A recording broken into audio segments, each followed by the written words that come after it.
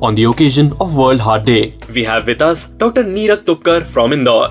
So doctor, अपनी जीवन शैली के अनुसार पेशेंट को अपनी डाइट और एक्सरसाइज में क्या चेंजेस करने चाहिए जिससे उनका कोलेस्ट्रॉल सामान्य रहे? अच्छा, जिनको डिस्लिपिडीमिया है उनको इनिशियली हम ये बोलते हैं कि जब एक बार बेसलाइन जब किसी चेकअप में उनका बहुत बार ये रेगुलर चेकअप में पाया जाता है, मतलब ये पता चलता है कि ये प्रॉब्लम है, तो इनिशियली जब अगर किसी को हमने ये डाइट मॉडिफिकेशन और लाइफस्टाइल मॉडिफिकेशन मतलब लाइफस्टाइल चेंज करने का बताया है, तो ये फर्स्ट टाइम तो हम पहले बार 3 महीने के बाद करते हैं। किसी को मेडिसिन भी अगर शुरू करी है तो वो उसका इफेक्ट भी हम असेस करने के हिसाब से 3 महीने के बाद एक बार लिपिड प्रोफाइल करवाने का, रिपीट करवाने का बोलते हैं। 3 महीने के बाद जो भी लिपिड प्रोफाइल आएगी उसके ऊपर हम डिसाइड करेंगे कि भाई इनको जो भी हमने इंटरवेंशन या जो भी हमने ट्रीटमेंट शुरू किया था इसका फायदा हुआ है या नहीं हुआ है, और फिर उस हिसाब से आगे का प्लान होगा। अगर फायदा हुआ है तो हम उसको फिर अगले 6 महीने में रिपीट करने बोलते हैं या साल में एक बार, उसके बाद एन्युअली वंस। और नहीं अगर हुआ है, अभी भी बड़ा हुआ है, जो मेडिसिन शुरू किया या जो भी ट्रीटमेंट शुरू किया उसके बावजूद, तो फिर ट्रीटमेंट का थोड़ा सा इंटेंसिटी बढ़ा के और फिर उसका अगले 3 महीने बाद फिर रिपीट करने बोलते हैं। इन जनरल अगर किसी को डिस्लिपिडीमिया है और उसके लिए इलाज चल रहा है तो उनका साल में एक बार लिपिड प्रोफाइल कराना काफी है। सो डॉक्टर, डिस्लिपिडीमिया के पेशेंट्स को कितनी बार अपनी कोलेस्ट्रॉल की जांच करानी चाहिए? देखिए, जिन लोगों को फर्स्ट टाइम डिस्लिपिडीमिया डायग्नोज हुआ है उनको सबसे इम्पोर्टेंट है कि 2 ही चीजें हैं जो सबसे जरूरी हैं, जो बेसिक चीजें हैं, वो है एक है आहार और दूसरा है एक्सरसाइज, व्यायाम। तो उन लोगों को सबसे इम्पोर्टेंट चीजें देखिए, एलडीएल जो है कोलेस्ट्रॉल और ट्राइग्लिसराइड्स जो हैं, ये दोनों जो हैं ये अपने आहार पे निर्भर करते हैं। हम क्या खाते हैं, हम कई बार लोग ये बोलते हैं कि हम फैट इंटेक हमारा ज्यादा नहीं है, लेकिन उनको ये नहीं समझ में आता कि बॉडी के अंदर भी कोलेस्ट्रॉल बनता है जिसको एंडोजीनस कोलेस्ट्रॉल बोलते हैं, जो शरीर के अंदर बनता है। ये बेसिकली बनता है एक्सेस कार्बोहाइड्रेट कंजम्पशन से। तो जो अगर हम रोटियां बहुत ज्यादा खाते हैं या चावल बहुत ज्यादा खाते हैं या मतलब इन सब जो कार्बोहाइड्रेट इंटेक जो हमारा है, ये भी जो एक्सेस कार्बोहाइड्रेट होता है, जो एक्सेस कैलोरी, ये बॉडी क्या करती है, इसको कोलेस्ट्रॉल में कन्वर्ट करके, वो बॉडी के नियम है, वो बॉडी सोचती है ये एक्सेस है, इसको आगे के लिए फ्यूचर के लिए जमा कर लिया जाए, तो वो उसको कोलेस्ट्रॉल में कन्वर्ट करती है। तो बेसिकली 2 चीजें समझना है, फैट इंटेक तो कम करना ही है, तो जैसे घी हो गया, तेल हो गया, सैचुरेटेड फैट्स जो हो गए स्पेशली, इनको कम करना है इंटेक को। और दूसरा जरूरी चीज, दूसरी बात ये है कि इसमें एंडोजीनस कोलेस्ट्रॉल जो हमारे एक्सेस कार्बोहाइड्रेट इंटेक से आता है, रोटियां ज्यादा खाने से या चावल ज्यादा खाने से, इसको भी कट डाउन करना बहुत जरूरी है। नहीं तो क्या, बॉडी उसको कोलेस्ट्रॉल में कन्वर्ट करके स्टोर करती है, वो कोलेस्ट्रॉल भी एक्सेस बढ़ते जाता है और हार्मफुल भी होता है। दूसरी बात ये है कि एक्सरसाइज रेगुलर, तो ये तो मैंने जो आपको पहली बात बताई आहार, इससे एलडीएल कम होने का है।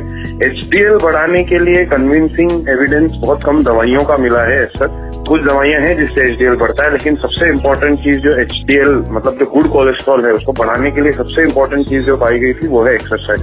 तो अगर आप रेगुलर अगर प्रतिदिन कम से कम आधे घंटे की भी मॉडरेट इंटेंसिटी एक्सरसाइज करते हैं, हफ्ते में 150 मिनट अगर आप दे पा रहे हैं, तो दैट इज वेरी गुड। उससे एचडीएल लेवल सिग्निफिकेंटली मतलब गुड कोलेस्ट्रॉल जो है उसके लेवल्स बढ़ते हैं और वो अच्छा माना गया है। So doctor, what are the normal blood cholesterol, LDL and HDL levels? देखिए, किसी में ये जो LDL और HDL कोलेस्ट्रॉल जो है, इसके अंदर सेफ लिमिट्स जो हैं ये डिफाइंड इन जनरल पॉपुलेशन के लिए एक सेफ लिमिट है, लेकिन अगर किसी को डायबिटीज या ब्लड प्रेशर है या किसी को हार्ट की बीमारी, ऑलरेडी किसी को हार्ट अटैक या ब्रेन में स्ट्रोक हो चुका है, तो इन लोगों के लिए उनकी जो सेफ लिमिट है वो और कम हो जाती है ना। तो उसमें कंट्रोल रखना और ज्यादा स्ट्रिक्ट जितना रखेंगे उतना ज्यादा बेनिफिशियल होता है। तो नॉर्मली ऐसा बोलते हैं कि अगर कोई डायबिटिक है तो उसके अंदर कोलेस्ट्रॉल 70, एलडीएल जो कोलेस्ट्रॉल है वो 70 mg पर डेसीलीटर, इससे कम होना चाहिए। लेकिन अगर किसी को साथ में हार्ट की प्रॉब्लम है आ गई है या कोई हाई रिस्क पेशेंट है, जो डायबिटीज, ब्लड प्रेशर, किडनी की भी प्रॉब्लम है, इसमें अटैक आ चुका है ऑलरेडी, नसों में ब्लॉकेज है, तो उनमें ये लेवल और 55 के नीचे होना जरूरी हो गया। सिमिलरली एचडीएल जो है, जो बेनिफिशियल कोलेस्ट्रॉल है, वो 50 से ऊपर होना अच्छा माना जाता है, 45 से 50 से ऊपर। वो यूजुअली हम देखते हैं कि जिन लोगों में डायबिटीज है या ब्लड प्रेशर है या हार्ट की समस्याएं जिनमें ज्यादा है, उनमें ये लेवल काफी कम होता है, 40 से भी कम होता है। इसलिए एचडीएल कोलेस्ट्रॉल ज्यादा अच्छा सेफ माना गया है और एलडीएल कोलेस्ट्रॉल जितना कम हो सके उतना ज्यादा सेफ माना गया। सो डॉक्टर, व्हाट इज डिस्लिपिडीमिया और इसके कारण क्या हैं? डिस्लिपिडीमिया बेसिकली इसका मतलब ये है कि ये कोलेस्ट्रॉल की जो मेटाबॉलिज्म होता है हमारे बॉडी में, ये ठीक तरह से नहीं हो रहा है। कोलेस्ट्रॉल जो है वो जमते जाता है हमारे शरीर में, या कोलेस्ट्रॉल की मात्रा बेसिकली बढ़ जाने की वजह से। तो कोलेस्ट्रॉल में भी हमको समझने की जरूरत है कि इसमें दो टाइप्स होते हैं, एक एलडीएल होता है, वीएलडीएल होते हैं। बेसिकली कोलेस्ट्रॉल के फ्रैक्शंस हैं, जो कुछ होते हैं वो हार्मफुल होते हैं अगर वो ज्यादा मात्रा में आ जाए, और एक एचडीएल होता है, कोलेस्ट्रॉल होता है जो अच्छा होता है। तो एचडीएल कोलेस्ट्रॉल जो है वो अच्छा कोलेस्ट्रॉल माना जाता है और इसकी मात्रा ज्यादा होने से फायदा होता है। लेकिन ये क्या होता है, जिस लोगों में डिस्लिपिडीमिया मतलब कोलेस्ट्रॉल इम्बैलेंस जब होता है तो हार्मफुल कोलेस्ट्रॉल बढ़ जाता है, बेनिफिशियल कोलेस्ट्रॉल कम हो जाता है। इससे प्रॉब्लम ये आती है कि कोलेस्ट्रॉल जो है ये शरीर के विभिन्न अंगों में धीरे धीरे जमते जाता है। मोस्टली जमता है ब्लड वेसल्स में, हार्ट के, ब्रेन के, किडनी के या पैरों के भी। तो ये कोलेस्ट्रॉल जमने की वजह से इन सब ऑर्गन में खून का सप्लाई कम हो जाता है। दूसरी चीज क्या होती है कि अभी रिसेंट कुछ सालों में ये भी पता चला है कि जो एक्सेस कोलेस्ट्रॉल है जो हार्मफुल, ये लिवर में भी जमते जाता है, जिसकी वजह से लॉन्ग टर्म में लिवर के अंदर भी परेशानियां आ सकती है लिवर में। So doctor, what are the common classes of drugs used for the treatment of dyslipidemia and how are they beneficial? देखिए, ट्रीटमेंट जब सबसे पहले मैंने बताया कि कोई भी डिस्लिपिडीमिया होने पर पहला जो बेसिक ट्रीटमेंट जो शुरू किया जाता है वो है उनका लाइफस्टाइल मॉडिफिकेशन। मतलब आपको अपनी जीवन की दिनचर्या में बदलाव लाना है, आहार को लेकर और एक्सरसाइज को लेकर। इसके बाद जो दवाइयां का रोल आता है उसमें सबसे इम्पोर्टेंट, सबसे बेसिक जो फर्स्ट लाइन ड्रग जो हम लोग यूज करते हैं उनको स्टैटिन्स कहा जाता है। ये एक HMG को एंजाइम ए रिडक्टेज एक एंजाइम होता है हमारे ब्लड में, जिसके ऊपर ये एक्ट करते हैं और इनको इनिबिट करते हैं, जिसकी वजह से ये LDL जो लेवल है जो हार्मफुल, इसको कम करते हैं, HDL के लेवल को बढ़ाते हैं। तो स्टैटिन्स इनको बोलते हैं। जो सबसे कॉमनली इंडिया में यूज जो स्टैटिन है हमारे देश में, भारत में, वो है अटोरवास्टैटिन और रोजुवास्टैटिन। इसके अलावा दूसरे भी आते हैं, 3-4 और मॉलिक्यूल्स हैं जो स्टैटिन है, बट ये दोनों जो है ये सबसे कॉमनली यूज स्टैटिन है। इनका प्रयोग जब करते हैं, जब अगर किसी को रिस्क, तो क्या है किसी भी पेशेंट में सबसे पहली चीज है कि उसमें हम एक रिस्क कैलकुलेशन करते हैं कि इनको कोई कार्डियक इवेंट होने की रिस्क कितनी है।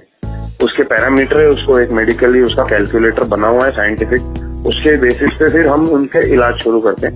स्टैटिन की ट्रीटमेंट जब बेसिक एक डोज से शुरू करते हैं, इसके बाद इसको इंटेंसिफाई करने की जरूरत तब पड़ती है जब इसको शुरू करने के बाद भी कोलेस्ट्रॉल लेवल कंट्रोल में नहीं आ रहे हैं। नहीं तो यूजुअली बेसिक एक 10 या 20 मिलीग्राम का अटोरवास्टैटिन या 10-20 मिलीग्राम रोजुवास्टैटिन से कोलेस्ट्रॉल लेवल कंट्रोल में आ जाता है। और इससे कितना कोलेस्ट्रॉल लोअरिंग होता है ये एक्चुअली हर पेशेंट टू पेशेंट वेरी करता है। इसके ऊपर की दूसरी दवाइयां हैं, जैसे एक एजेटिमाइब करके एक और मॉलिक्यूल है जो ये स्टैटिन का हाई डोज देने के बावजूद भी अगर पेशेंट का कोलेस्ट्रॉल कंट्रोल नहीं आ रहा है। आजकल जैसे इंसुलिन का इंजेक्शन आता है स्किन के नीचे सबक्यूटेनियस जो देते हैं, इसी तरह का और एक इंजेक्शन जो आया है एवोल्यूकेमाब करके, नई दवाई है, काफी महंगी है वो, महीने मतलब एक थेरेपी 6 महीने की शायद 14 या 15 हजार रुपए की पड़ती है। तो ये जो इंजेक्शन है ये भी नए मेडिकेशंस में अभी आए हैं जो कोलेस्ट्रॉल लोअर करने में हमारी मदद करते हैं।